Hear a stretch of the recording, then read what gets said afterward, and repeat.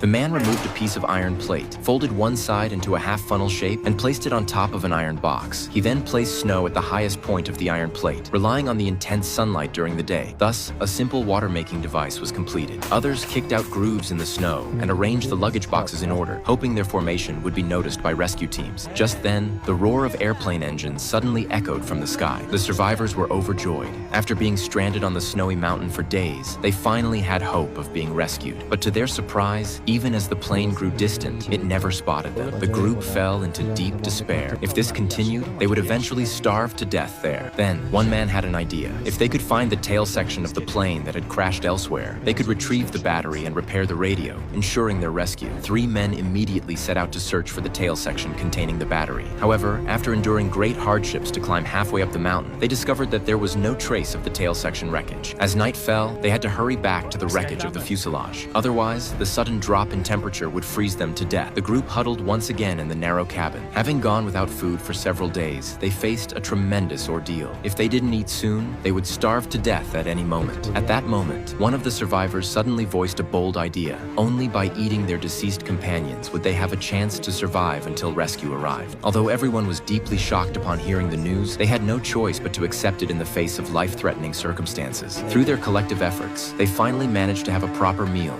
regaining their strength. A mechanic then repaired a damaged radio, but upon hearing the broadcast inside, they were utterly devastated. It turned out that the search and rescue team had ceased their efforts, as no one had ever survived a crash in the Andes Mountains. The group screamed hysterically, as this news had shattered all their hopes. Several more days passed, and the group seemed to have grown accustomed to this life. They huddled inside the cabin, playing and laughing, as if they had accepted this place as their final resting place. But then an unexpected event occurred. They suddenly sensed something was wrong. A sudden avalanche had buried them. The first to emerge rushed to rescue their companions, but by the time they managed to climb out,